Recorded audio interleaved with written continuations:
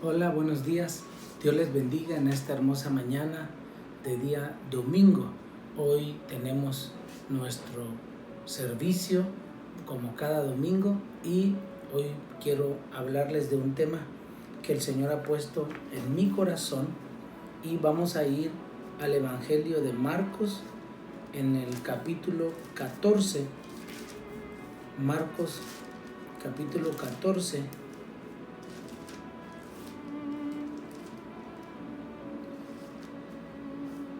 No, perdón, Mateo capítulo 14, versículo 22.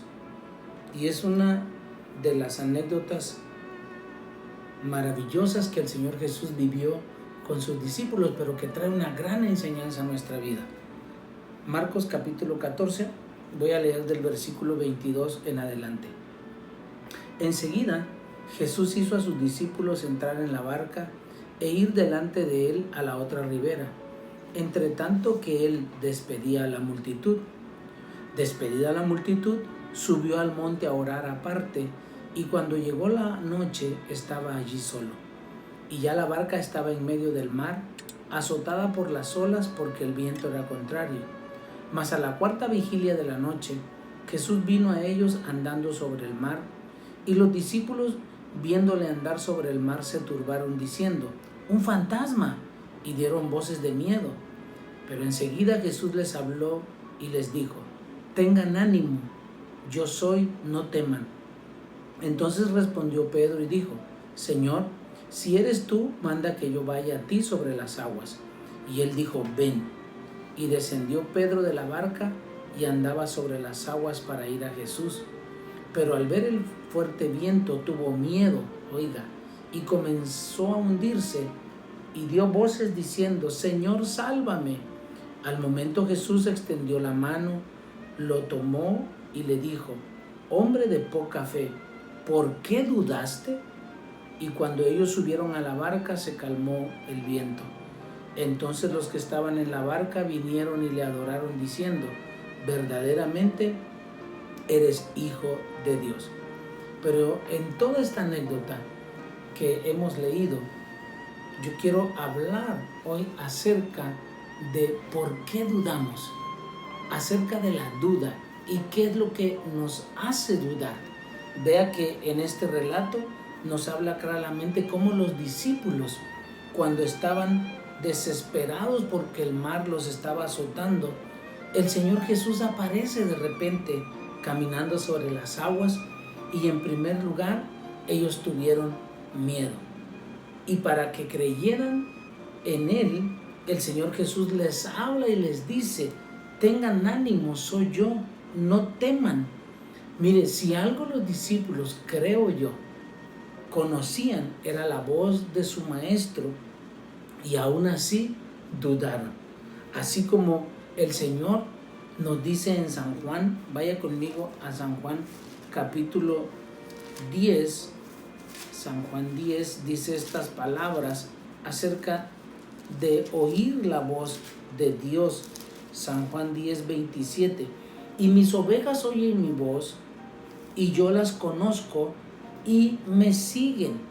Miren, el único, regrese a Mateo 14, el único que se atrevió a comprobar si era el Señor Jesús fue el apóstol Pedro.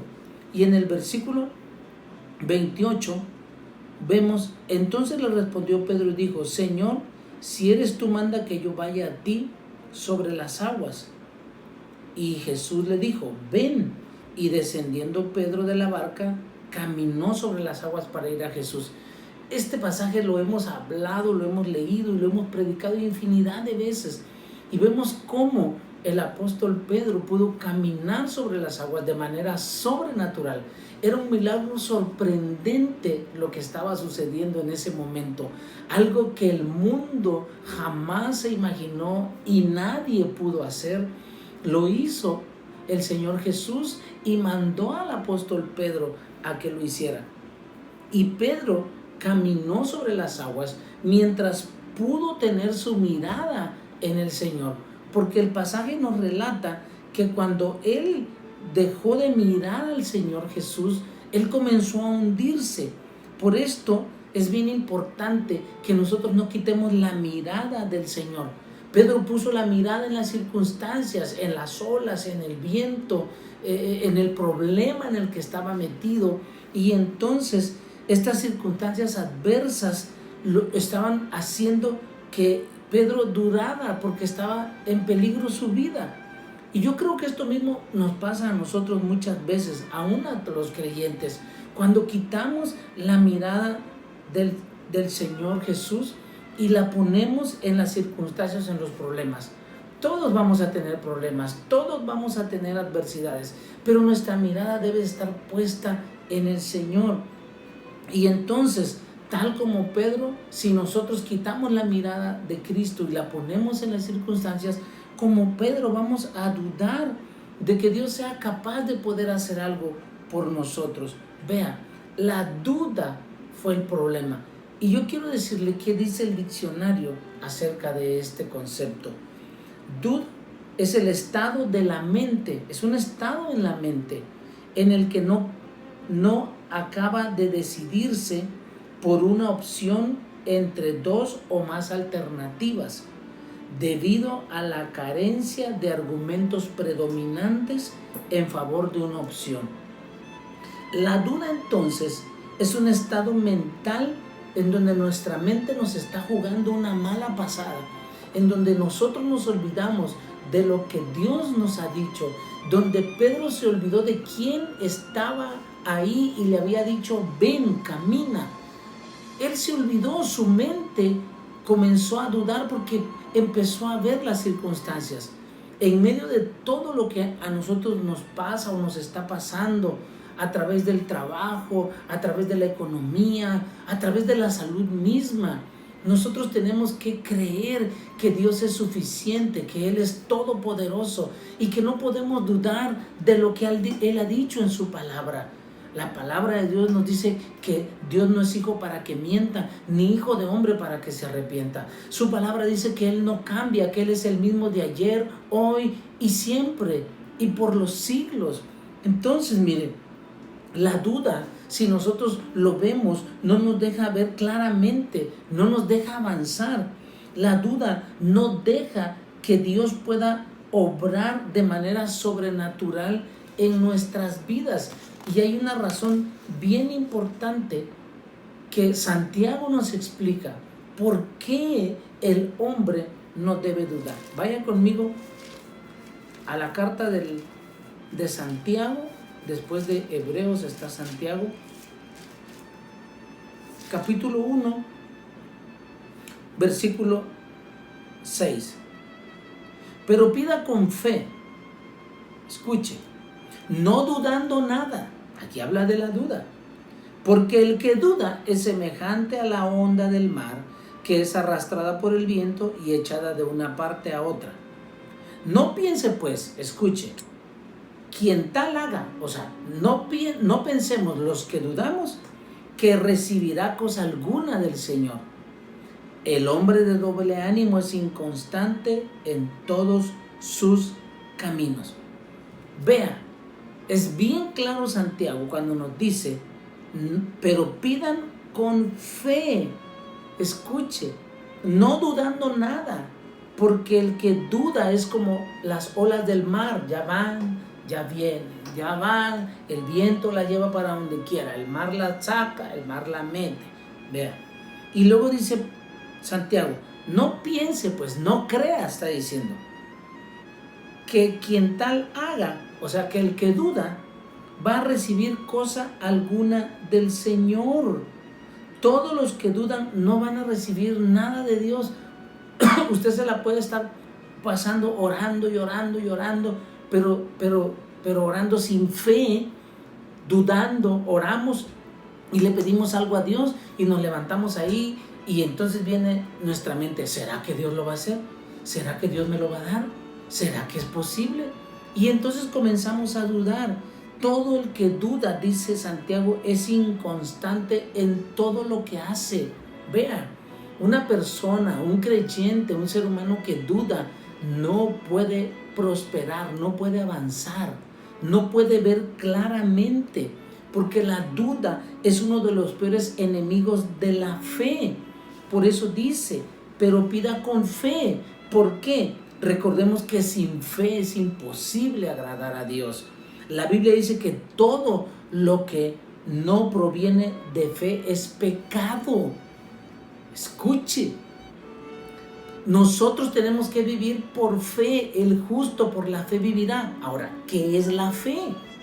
La fe, dice Hebreos, vaya conmigo, allá atrásito, Hebreos 11, verso 1. Es pues la fe, la certeza de lo que se espera, o sea, estar seguro de lo que estoy esperando, y la convicción de lo que no se ve. Yo estoy esperando algo que no veo, eso es la fe. Y aunque al mundo le suene que es una locura, pues sí, es una locura, pero para nosotros es el lenguaje de Dios. Es la única manera en la que podemos agradar a Dios. Sin fe es imposible agradar a Dios. Las promesas de Dios se hacen visibles y claras y reales en nuestra vida cuando nosotros tenemos fe en que Él lo va a hacer, en que Él lo va a cumplir. Sin fe es imposible agradar a Dios. Escuche, todo lo que no viene de fe es pecado. Romanos capítulo 14, lo dice el apóstol Pablo, versículo 23. Pero el que duda sobre lo que come, y aquí Pablo viene hablando acerca de la comida, dice, pero el que duda sobre lo que come es condenado, porque no lo hace con fe. Y todo lo que no proviene de fe es pecado. Ahora usted va a decir que tiene que ver la comida con la fe y con la duda. Bueno, déjeme ponerlo en contexto. Desde el versículo 17 de ese mismo 14. Porque el reino de Dios, dice Pablo, no es comida ni bebida, sino justicia, paz, gozo en el Espíritu Santo. ¿Por qué? Porque aún en la época de Pablo, algunos decían, esto se debe de comer, esto no se debe de comer, esto lo pueden comer los judíos, los gentiles no, los judíos sí. Y entonces dice, porque el que en esto sirve a Cristo agrada a Dios y es aprobado por los hombres, el que vive en el Espíritu Santo. Así que sigamos lo que contribuye a la paz y a la mutua edificación.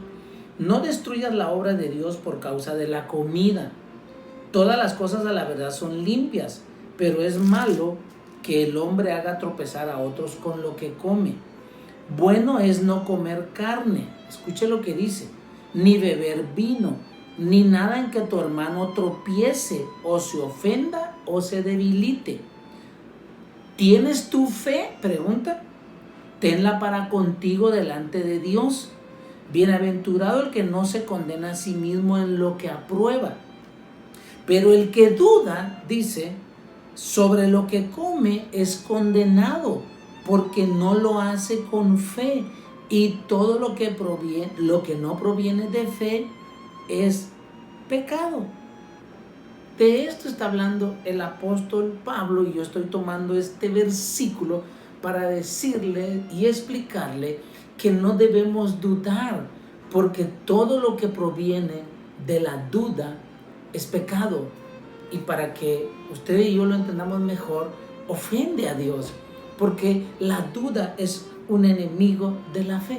Vamos a ver otro pasaje en Mateo capítulo 21, en donde el Señor Jesús pone otro ejemplo. Mateo 21 y versículo 18. Por la mañana, volviendo a la ciudad, tuvo hambre el Señor Jesús, y viendo una higuera cerca del camino, vino a ella, y no halló nada en ella sino hojas solamente, y le dijo, nunca jamás nazca de ti fruto. Y luego se secó la higuera. ¿Por qué Jesús le dijo esto? ¿Qué tenía Jesús? Hambre. ¿Qué fue a buscar a la higuera? Fruto. Y no halló fruto en ella. Entonces Jesús maldijo la higuera. Viendo esto, los discípulos decían maravillados, ¿cómo es que se secó enseguida la higuera? Respondiendo Jesús les dijo, de cierto les digo, que si tuvieran fe y no dudaran, otra vez acerca de la duda, no solo harán esto de la higuera, sino que si a este monte dijeran, quítate y échate en el mar, será hecho. Mire, algunos dicen, no, es que cuando Jesús dice eso acerca de decirle a ese monte que se quite y se eche en el mar, no es literal, es simbólico, como sea. Pero yo creo que el Señor está hablando en forma literal, porque literalmente está hablando de la higuera primero. Y dice Él que si nosotros tenemos fe y no dudamos, o sea, hay un poder en la fe. El enemigo sabe que hay tal poder en la fe, porque es lo que agrada a Dios, y hay un don de fe también, pero de eso no voy a hablar ahorita, sino que aquí dice que si tenemos fe, aún como el grano de una mostaza, dijo Jesús en otro de los evangelios, le diremos al monte, quítate, y se quitará. Y entonces dice, si tuvieras fe y no dudaras, no solo harías esto de la higuera, sino que harías cosas más grandes, dice el Señor, y será hecho. Y en el verso 22, mire lo que aparece, y dice, y todo lo que pidieras en oración creyendo, lo recibirás. Es la duda lo que hace que el poder de Dios no se manifieste en nuestras vidas. Debemos creer solamente. Por eso Jesús dijo que fuéramos como los niños. Y a eso se refería. Un niño cree todo lo que usted le diga. Él cree solamente. Jesús, el Señor Jesús, para hacer los milagros, le preguntaba a la gente, ¿crees? Y la gente decía, creo. Y hubo uno que le dijo, ayuda a mi incredulidad. Vea, no dudaron, creyeron, y el milagro se pudo hacer. El versículo 22 dice, y todo lo que pidas orando, creyendo lo recibirás. Esta es una de las llaves del reino de Dios. Usted y yo tenemos que orar, y cuando oremos tenemos que creer que lo que le estamos pidiendo a Dios lo vamos a recibir. Le voy a dar otro ejemplo. Mateo capítulo 28, versículo 16. El Señor Jesús murió y resucitó en este momento del capítulo 28. Y les dijo a los discípulos que se fueran a Galilea y que ahí los iba a encontrar. Verso 16. Pero los 11 discípulos se fueron a Galilea, al monte donde Jesús les había ordenado. Y cuando le vieron, le adoraron, pero algunos dudaban. Oiga, algunos dudaban. Y Jesús se acercó y les habló diciendo, todo poder me es dado en la tierra, en el cielo y en la tierra. Si usted puso atención, los 11 discípulos eran los que estaban ahí cuando Jesús se apareció. Y algunos de estos discípulos dudaron. Y el relato habla en otro evangelio. Vaya a San Juan capítulo 20, donde este mismo relato, pero con mayor datos, sucede. San Juan 20, versículo 24. Pero Tomás, uno de los 12, llamado Dídimo, no estaba con ellos cuando Jesús vino. Jesús se les había aparecido anteriormente. Le dijeron pues los otros discípulos, al Señor hemos visto. Él les dijo, si no viere en sus manos la señal de los clavos, y metiere mi dedo en el lugar de los clavos, y metiere mi mano en su costado, no creeré. 8 días después estaban otra vez sus discípulos dentro y con ellos Tomás.